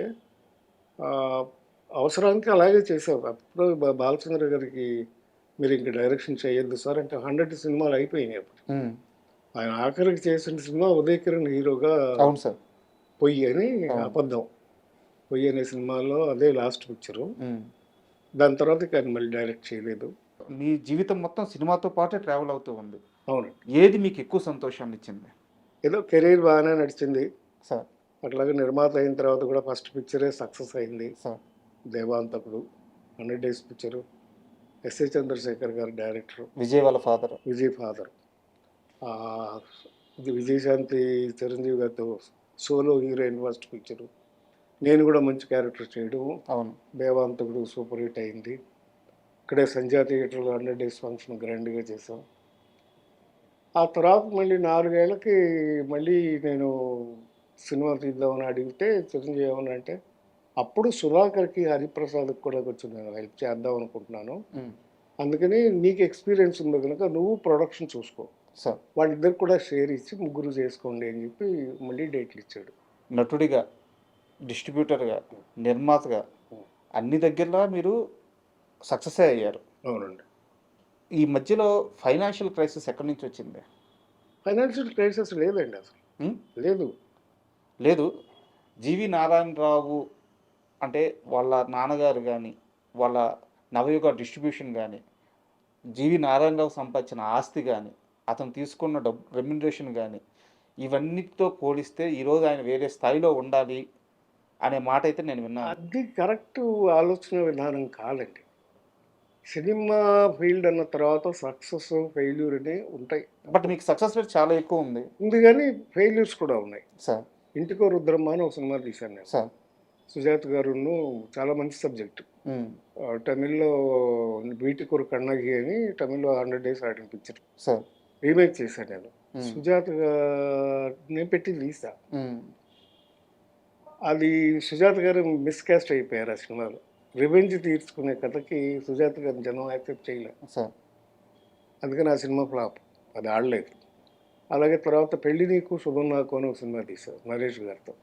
అది కొంచెం బ్యాక్ డ్రాప్ అయింది. అది రిలీజ్ అయిన తర్వాత బాగా పాపులర్ అయింది. కానీ నరేష్ గారు పిఎన్ రామచంద్రరావు డైరెక్షన్లో తీశారు. సో అలాగా ఒడిదుడుకులన్నీ ఎవరికైనా ఉంటాయి సార్. అవి లేకుండా ఎవరు ఉండరు. నాకు తెలిసి మీరు ఎక్కడ మోసపోలేదా డబ్బుల విషయంలో? లేదండి, ఎప్పుడూ లేదు. ఏదో ప్లానింగ్ చేసా, సక్సెస్ ఫెయిల్యూర్ అయింది తప్ప బేసికల్గా అంటే ఫాదర్ డిస్ట్రిబ్యూటరు, బ్రదర్స్ అంతా బాగున్నారు. నాకు ఎప్పుడు అలాంటి ఇబ్బంది కానీ ఫైనాన్షియల్ ఇబ్బంది ఎప్పుడూ లేదు. సో చిరంజీవి గారి విషయానికి వస్తే ఎన్టీఆర్, ఏఎన్ఆర్, కృష్ణ, శోభన్ బాబు, కృష్ణంరాజు, మురళీమోహన్, చంద్రమోహన్, ఆయన వచ్చిన అతి కొద్ది కాలంలోకే నాగార్జున, వెంకటేష్, బాలకృష్ణ లాంటి యంగ్స్టర్స్ వచ్చారు. వీళ్ళందరినీ దాటుకొని శివశంకర వరప్రసాద్ మెగాస్టార్ ఎలా అయ్యాడంటే ఆ క్వాలిటీస్ ఏమని చెప్తారు మీరు? Hard work sir. Hard work hard work there is no other way. అంతే, కష్టపడ్డమే. ఆయన కష్టపడ్డాడు, ఫలితం దక్కింది ఆయనకి. చిత్తశుద్ధితో పనిచేశాడు సార్. బేసికల్గా ఆయన భారత్ స్కౌట్స్ ఇది దీంట్లో ట్రైన్ అయి ఉన్నాడు. అందుకని ఆ డిసిప్లిన్ మొదటి నుంచి అలవాటు అయిపోయింది. ప్లస్ చిరంజీవి గారి ఫాదరు చాలా స్ట్రిక్ట్గా డిసిప్లిన్తో పెంచాడు పిల్లలు. అందుకని ఆ డిసిప్లిన్ అలవాటైంది. లక్కీగా సురేఖ్ గారు భార్య కావటం, ఆ అమ్మాయి చాలా చాలా సిస్టర్ లాగా. ఆ అమ్మాయి ఎంతో ఓపికగా ఆయనకి ఎప్పుడు వచ్చినా లేటుగా వచ్చినా ఎలా చేసినా ఆయనకి చాలా బాగా చూసుకుని ధర్మపత్నిగా అమ్మాయి చేసిన సేవ అంతా ఇంత కాదు. That's why is happy. చాలా ఆనందంగా ఉంది సార్. ఎందుకంటే చిరంజీవి గారి ప్రస్తావన వస్తే అందరూ ఇప్పుడు మనం మాట్లాడుకున్నట్టే ఆయన కష్టపడ్డాడు, ఆయన నేర్చుకున్నాడు, పడ్డాడు, లేచాడు, గెలిచాడు, అందరూ ఇలా మాట్లాడుతూ ఉంటారు. అయితే ఆయన జీవిత భాగస్వామిగా సురేఖ గారి కష్టం గురించి చాలా తక్కువ మంది మాట్లాడతారు. మీరు చాలా దగ్గరగా ఉన్న మనిషి కాబట్టి ఆమె ప్రస్తావన తీసుకొచ్చారు. నాకంత తోబుట్టు లాంటిది సార్. పైగా మా పెళ్ళిళ్ళు అందరూ ఒకే నెలలో అయినాయి. నా పెళ్ళి, చిరంజీవి గారి పెళ్ళి, రాజేంద్ర ప్రసాద్ పెళ్ళి. మా ముగ్గురు పెద్ద పిల్లలు, చిరంజీవి గారి పెద్దమ్మాయి, నా కొడుకు, రాజేంద్ర ప్రసాద్ కొడుకు, ముగ్గురు ఒకే నెలలో పుట్టారు. సార్. ముగ్గురు మేము మున్సిపల్కి షూటింగ్ చేస్తున్నాం ఇక్కడే సంజీవ్ రెడ్డి నగర్లో. అదే షూటింగ్లో ముగ్గురు పిల్లలు పుట్టారు. ఆ ముగ్గురిని కూడా పార్టీలు చేసుకున్నాం. సార్. అలాగా కోఇన్సిడెన్స్ అని. So we had a good life. Sanjeev గారికి సక్సెస్లు ఉన్నాయి, ఫెయిల్లు ఉన్నాయి. మధ్యలో ఒక పీరియడ్లో కొన్ని ఫ్లాప్లు బాగా పడ్డాయి. సార్. సరిగ్గా ఎప్పుడంటే హిట్లర్కి ముందు. హిట్లర్ నుంచి సెకండ్ ఇన్నింగ్స్ అంటారు. హిట్లర్కి ముందు చాలా వస్తే ఫ్లాప్లు వస్తే కొన్నాళ్ళు, ఒక 6 నెలలు అసలు షూటింగ్ చేయలేదు ఆయన. సార్. బెంగళూరు వెళ్ళిపోయి, బెంగళూరులో ఆయనకి రిసార్ట్ ఉంది, అది మా బ్రదరు కట్టారు, అలంకృత అని. అందులో ఆయనకి హౌస్ ఉంది, సొంత హౌస్, 4 ఎకరాలు సైట్లో ఇల్లు ఉంది. అక్కడికి వెళ్ళిపోయి అక్కడే ఉండిపోయారు. గ్యాప్ తీసుకున్నారు. 6 నెలలు గ్యాప్ తీసుకుని అప్పుడు హిట్లర్ సబ్జెక్టు మీద వర్కౌట్ చేసి సార్ సక్సెస్ తీసుకుని తిరిగి వచ్చి అక్కడి నుంచి మళ్ళీ ఆగలేదు సార్. హిట్లర్ తర్వాత ఇమీడియట్గా ఇక సక్సెస్లు వచ్చినాయి మళ్ళీ. యాక్చువల్గా ఇప్పుడు మీరు హిట్లర్ అన్నారు కదా సార్, కానీ దానికంటే ముందు అంటే చిరంజీవి అప్పటికి ఇంకా మెగాస్టార్ కూడా కాలేదు. చిరంజీవిని మెగాస్టార్ చేసిన సినిమాలు పసివాడి ప్రాణం, యముడికి మొగుడు, ఇలాంటి కొన్ని సినిమాలు ఉన్నాయి. Gang leader. బట్ ఆ ఫేజ్ స్టార్ట్ అవ్వడానికి కారణం ఆ ఫేజ్ నారాయణరావు అంటే ఒప్పుకుంటారు? నేను కాదు ఆయన స్వయం కృషే. కానీ పసివాడు ప్రాణం సినిమా చిరంజీవి గారికి పడకపోయి ఉంటే అట్లాగా లెక్క వేయలేం కానండి. ఆ పసివాడి ప్రయాణం చేయడానికి ముఖ్య కారణం నేనే. ఉమ్, ఎందుకంటే అది యాక్చువల్గా నేను తీద్దామని నేను వెళ్ళి ఫాజిల్ గారి దగ్గర రైట్స్ కొనుక్కొచ్చాను. ఉమ్, అది మలయాళంలో ఆయనే తీశారు. ఆ అమ్మాయి సుజిత అనే పిల్ల. అయితే నేను అరవింద్ గారికి చెప్తే నేను సరే నారాయణరావు అంటే నేను డబ్బు తీసుకెళ్ళి ₹1,00,000 ఆ రోజుల్లో ఉమ్, పసివాడి పురాణం ఉన్నాయి మలయాళం దగ్గర ఆయన ఫాజిల్ గారి దగ్గర రైట్స్ కొనుక్కొని తీసుకొచ్చాను. తీసుకొచ్చి చిరంజీవి గారికి మెడ్రాస్లో చూపించాం. ఆయన అన్నారు, ఏం నారాయణరావు పాటలు లేవు. ఆ ఒరిజినల్ సినిమాలో సత్యరాజు గారు చేశారు తమిళ్లో. సార్ అయితే ఆయనకి పాటలు గీటలు అవసరం లేదు. పాటలు లేవు, ఫైట్లు లేవు, మరి నన్ను ఎట్లా యాక్సెప్ట్ చేస్తారు జనం అనేది ఆయన డౌట్ పడ్డాడు.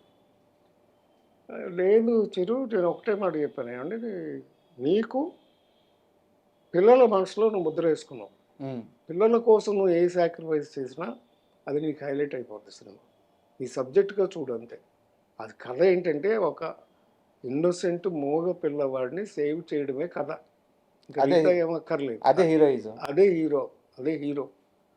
నువ్వే నీకు అంత మంచి పేరు వస్తుంది ఈ సినిమా చేయమంటే సరే అన్నారు. కానీ ఈలోపు చక్రవర్తి అనే సినిమా షూటింగ్కి బాంబే షూటింగ్ వెళ్ళారు. ఉమ్, ఈలోపు ఏం చేశాడు, నా ఫ్రెండే హరిప్రసాద్ అని, సార్ నా పార్ట్నరే, వాడేం చేశాడు, డబ్బింగ్ రైట్స్ కొనుక్కొచ్చాడు ఉమ్, తమిళ సినిమాది. తీసుకొచ్చేసి షూటింగ్ స్టార్ట్ చేసాడు ఎవరితో, కృష్ణరాజు గారితో. ఉమ్, ఇదే పసివాడి ప్రాణం. పసివాడి ప్రాణమే. ఉమ్, వెళ్ళిపోయి షూటింగ్ స్టార్ట్ చేశాడు. కోదండరావు రెడ్డి గారు డైరెక్టర్. ఉమ్, షూటింగ్ మొదలు పెట్టేశారు. నాకు తెలిసింది షూటింగ్ మొదలు పెట్టారని. అదేంటిది, నేను రైట్స్ కొనుక్కుంటే అంటే ఆడి డబ్బింగ్ రైట్స్ ఉంది అతనికి, అందుకని డబ్బింగ్ రైట్స్ కొంటే స్ట్రైట్ సినిమా తీయకూడదు.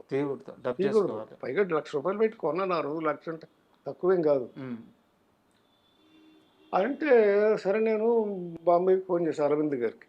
అరవింద్ గారు డాక్టర్ గారు ప్రొడ్యూసర్ దాకా చక్రవర్తి.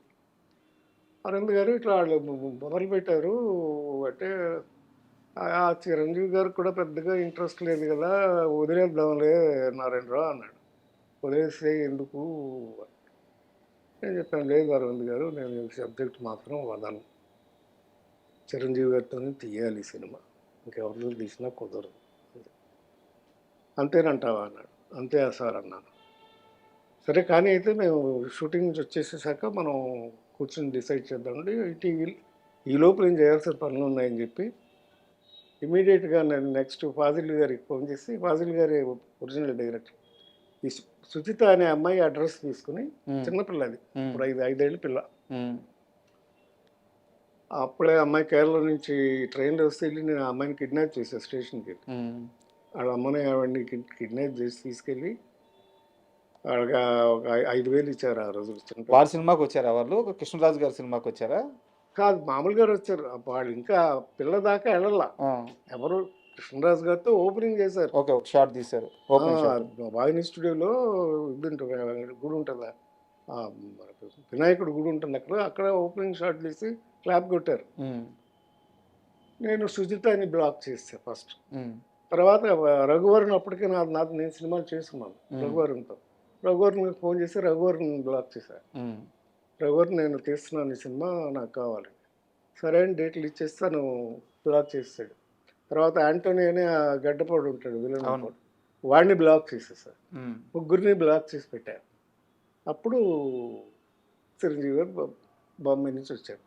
వాళ్ళు ముగ్గురు లేకపోతే ఆ సినిమా లేదు. కరెక్ట్, ఎమోషన్ పోద్ది. ఆ ముగ్గురు లేకపోతే లేదు, సినిమా లేదు.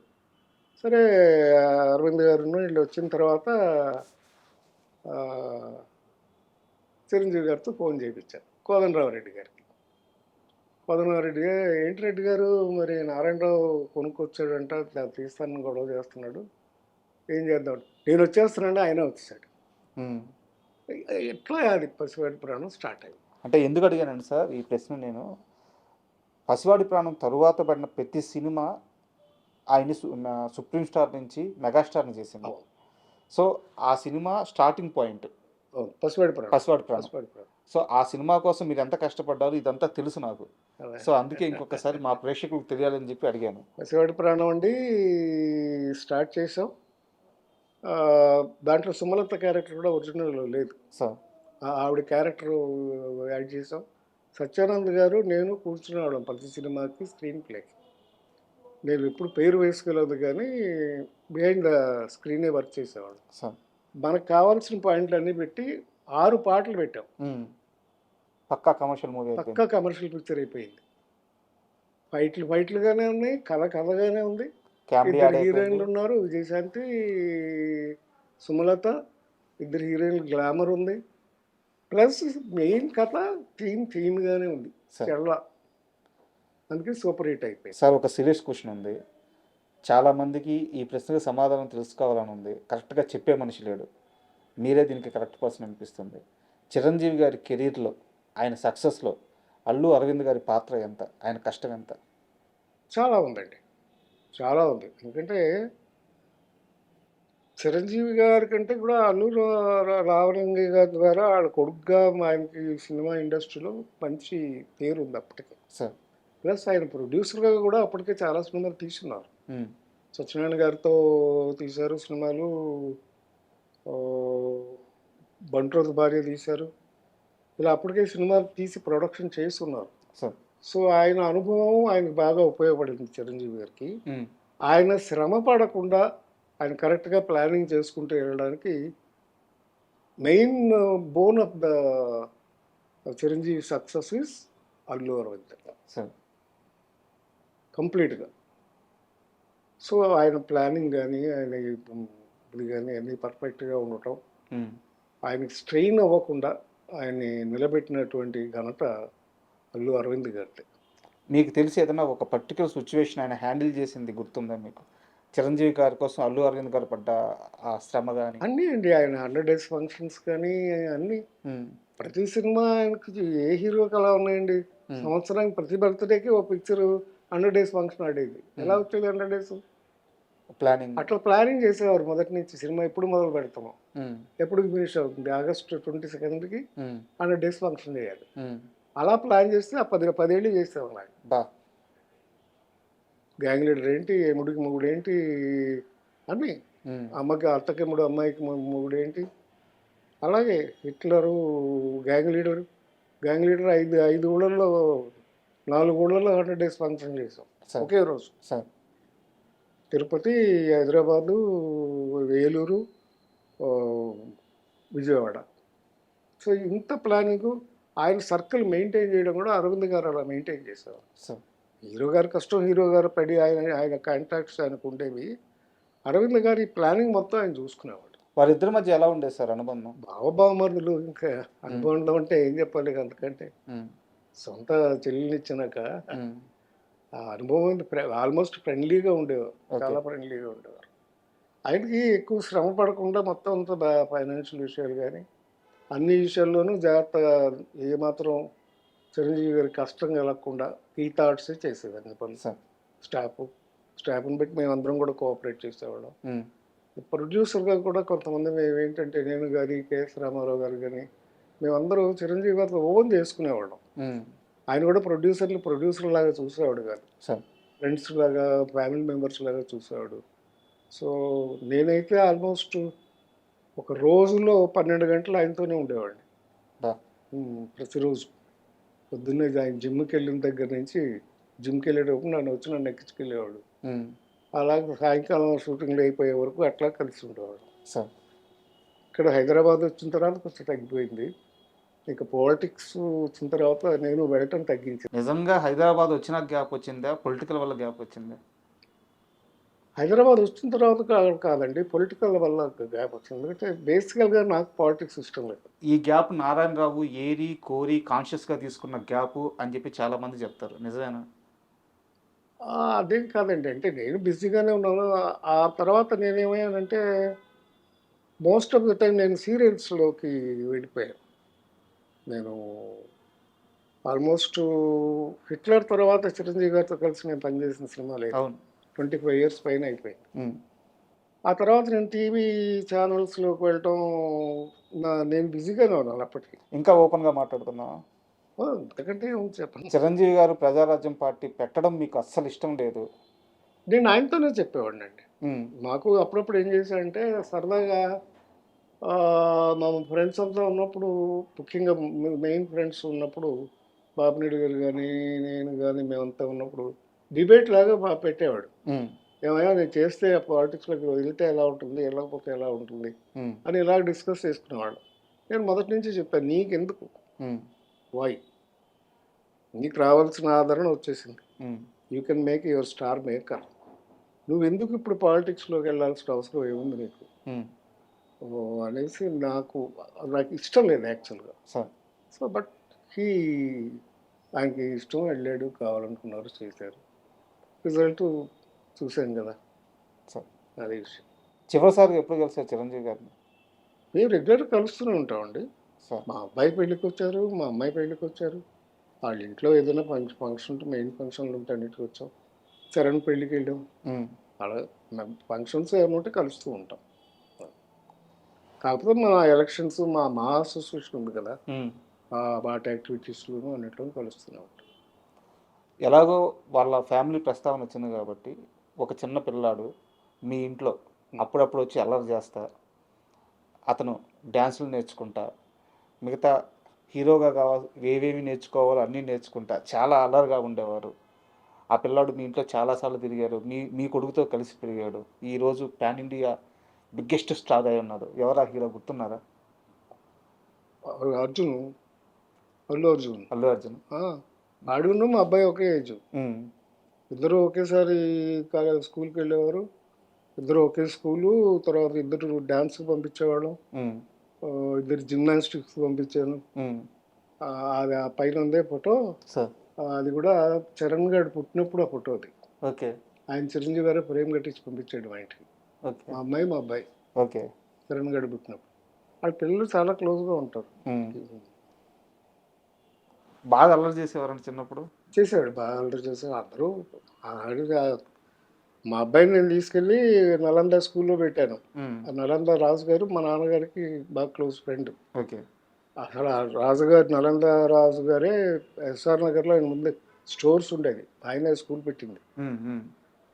మా అబ్బాయిని విజయవాడలో చదివించి కొన్నాళ్ళ తర్వాత నలందాలో తీసుకొచ్చి నలందాలో పెట్టాను. అక్కడైతే ఆయన రాజుగారు బాగా ట్రైన్ చేస్తాడు. నేను మా అబ్బాయిని పెట్టానని చూసి అప్పటికేంటంటే ఊటీలో చదివిస్తున్నాడు చరణ్ని. ఊటీలో సరిగ్గా చదవట్లా, చరణ్ చదవట్లేదు, రాణా చదవట్లేదు. సరే వాళ్ళని ఏం చేద్దామని ఆలోచిస్తుంటే అప్పుడు నన్ను అడిగారు, నువ్వు ఎక్కడ పెట్టావు? నేను నలంద రాజుగారి దగ్గర పెట్టాను, కావాలంటే తీసుకెళ్ళి జాయిన్ చేస్తానంటే తీసుకెళ్ళి అప్పుడు నలంద రాజుగారి దగ్గర చరణ్ని, రాణాని పెట్టారు. పెడితే అక్కడ కాడికి వచ్చి బాగుపడ్డారు వాళ్ళిద్దరూ తోడుదొంగలు. అట్లా పిల్లలు చిన్న వయసులో అలాగే. కానీ ఆ కాన్వెంట్స్ ఏమైపోయింది, ఊటీ కాన్వెంట్స్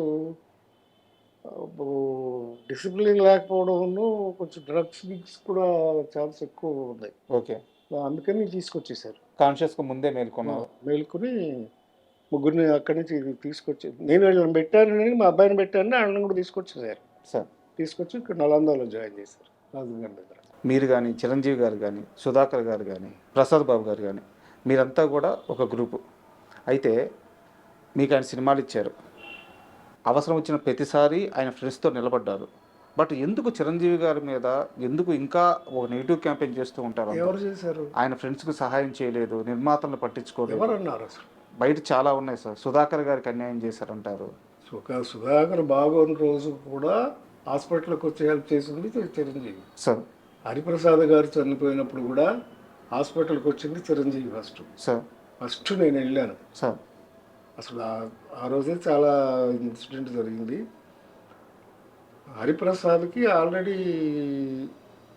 ప్రజారాజ్యం పార్టీలో పనిచేయాలని ఇంట్రెస్ట్ ఉంది సార్, నిలబడాలని తనకు ఉంది. అయితే అప్పుడు కొంచెం లావ్ అయ్యాడు హరిప్రసాద్. దాసనారాయణరావు గారు ఆయన గురువు, ఆయన హరిప్రసాద్ని కోపడ్డారు, ఎందుకు నువ్వు లావ్ అవుతున్నావా, ఇంత లావ్ అయిపోయావు అని చెప్పేసి అనేసరికి ఆయన వెళ్ళి నేచర్ క్యూర్ హాస్పిటల్లో చేరాడు. ఓకే. అంటే ప్రకృతి వైద్యం చేయించుకుని ఒళ్ళు తగ్గించుకుందామని వెళ్ళాడు. ఉపవాసంలో ఉన్నాడు వారం రోజులు. ఓకే. తిరుపతిలో ఫంక్షన్ జరిగింది, చిరంజీవి పార్టీ అనౌన్స్ చేశాడని ఆ రోజు TV9 వాళ్ళు నాకు ఫోన్ చేశారు, హరిప్రసాద్కి ఫోన్ చేశారు, సుధాకర్కి ఫోన్ చేశారు. మా ముగ్గురిని కలిపి ఒక షో చేద్దామని. సార్ నాకు అప్పుడు కుదరలేదు, షూటింగ్ ఉంది ఆ రోజు, నాకు కుదరలేదు, సుధాకర్కి కుదరలేదు. ఈ నేచర్ క్యూర్ హాస్పిటల్ నుంచి హరిప్రసాద్ స్టూడియోకి వెళ్ళాడు. స్టూడియోలో ఇంటర్వ్యూ చేస్తూ అలాగే పడిపోయాడు. లైవ్లోనే తర్వాత వెంటనే చిరంజీవి గారు తిరుపతి నుంచి రాగానే వెంటనే వచ్చేసారు. అరవింద్ గారు, చిరంజీవి గారు, నేను అందరి దగ్గరుండి, అప్పుడు సంజీవ్ రెడ్డి నగర్లోనే ఉండేవాడు హరిప్రసాద్. నెక్స్ట్ ఫైనాన్షియల్గా కూడా డబ్బు అరేంజ్ చేసి నా చేతికి ఇచ్చి అన్ని ఖర్చులు నన్ను చూసుకోమన్నారు. నేనే చూసుకున్నాను. అప్పుడు అన్నీ చేసాం.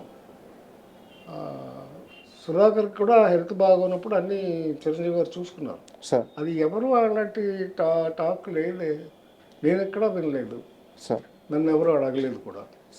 మనం చేసామా లేదా, ఆయన బిజీ అయిపోయాడని వెళ్ళటం మానేసాం, కానీ లేకపోతే అలాంటి ఏమీ లేవు నాకు తెలిసి. Is very good at helping. ముఖ్యంగా ఆయన బయటికి చెప్పుకోరు, కానీ ఎరంక్ శర్మ గారు అని మా చెప్పాను, అంతలో చిలకమ్మ చెప్పింది, కుక్క కాటు చెప్పింది, ఇవన్నీ చేశారు. అర్లీ డేస్లో చిరంజీవికి బాగా ఎంకరేజ్మెంట్ ఇచ్చాం. నేను ఎరంక్ శర్మ గారు చెప్తేనే బాలచంద్ర గారు వేషం ఇచ్చారు ఇరికల కథలు. ఆయన లాస్ట్ డేస్లో కొంచెం చాలా ఇబ్బందులు పడ్డారు. వైఫ్ చనిపోయి డబ్బులు లేకుండా ఇబ్బంది పడుతుంటే నాకు ఫోన్ చేశారు ఆయన, ఎరంక్ శర్మ గారు. నారాయణ ఇట్లా ఫైనాన్షియల్గా ఇబ్బందిగా ఉంది, కొంచెం చిరంజీవి గారితో చెప్తావా అని.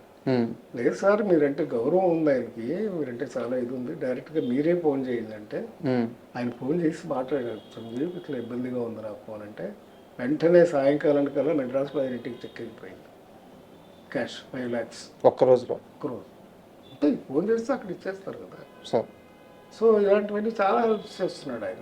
ఇంకెందుకు వస్తుంది సార్ ఆయన? అదే సార్ సమస్య ఏంటంటే నేను చెప్తున్నాను కదా, ఆయన చేసే సహాయాలు. శరం గారు నాకు ఫోన్ చేసి మళ్ళీ నారాయణరావు ఇట్లా పంపించేశాడు, నేను కూడా అనుకోలేదు ఇంత హెల్ప్ అవుతుందని అని అన్నారు. చాలా సంతోషించారు. తర్వాత నెలకు ఆయన చనిపోయారు అనుకోండి. బట్ ఎవరికి నాకు తెలిసి చాలా మందికి చేశాడు ఆయన. ఆయన స్టాఫ్కి కానీ అందరికీ బాగానే చేశాడు. ఇంకా ఆయన చెయ్యింది ఏంటి సార్? అదే సార్, ఆయన చేసే సహాయాలు చాలా పెద్ద స్థాయిలో ఉంటాయి, పెద్ద లెవెల్లో ఉంటాయి, కానీ బయటకు వచ్చేవి మాత్రం చాలా తక్కువ ఉంటాయి. బయటకు చెప్పుకోరు సార్, అన్నిటికీ చెప్పుకునే రకం కాదు సార్. జాగ్రత్తగా ఉంటారు, అది తప్పులేదు. ఈ మనిషిని జాగ్రత్తగానే ఉండాలి, తప్పులేదు సార్. అంతేకాని ఏమి నాకు తెలిసి ఎవరికి అన్యాయం చేయలేదు సార్. ఫ్రెండ్స్ కానీ అందరికీ బాగానే చూసుకున్నాడు, స్టాఫ్ని అందరినీ బాగానే చూసుకున్నాడు సార్. అండ్ ఆరోగ్యం ఎలా ఉంది సార్ ఇప్పుడు మీకు? నాకు బాగానే ఉందండి. కాకపోతే మామూలే, రెగ్యులర్ బీపీ, షుగర్ ఇవన్నీ ఆస్తులు అనుకోండి, సంపాదించుకున్న దానికంటే అవి ఎక్కువ. అవి సంపాదించుకున్నారా? సో హ్యాపీగానే ఉంది, ఏం ప్రాబ్లం లేదు సార్. పిల్లలు బాగా చదువుకున్నారు, సెటిల్ అయ్యారు. సో అందుకని. ఎక్కడ ఉంటారు సార్ పిల్లలు? మా అబ్బాయి ఇక్కడే ఉంటాడండి, సాఫ్ట్వేర్ స్కిల్ డెవలప్మెంట్ చేస్తున్నాడు. డాక్టర్ ఇలా ఉన్నారు. ఒక మనవడు, వాడు 4 years పిల్లాడికి. పాపను అల్లుడు ఇద్దరు లండన్లో ఉంటారు. వాళ్ళిద్దరూ ఫార్మసిస్టులు. So they have their own pharmacies. లండన్లోనే ఫార్మసీస్ పెట్టుకుని రన్ చేస్తున్నారు. వాళ్ళకి ఒక పాప, 6 years పాప. So it's happy family. ఇప్పుడు మీతో ఎవరు ఉంటున్నారు? ప్రస్తుతం నేను ఇక్కడనే ఉంటున్నానండి. ఓకేనా మీకు daily? Sir thank you very much. ఎందుకంటే మీలాంటి పెద్దవారితో కూర్చొని మాకు తెలియని చాలా విషయాలు, అన్నిటికంటే ముఖ్యంగా అంతులేని కథ సినిమా విశేషాలు, మీ సినీ కిరీ విశేషాలు, ఇలా అన్ని విషయాలు తెలుసుకున్నాం. Thank you very much. Thank you very much.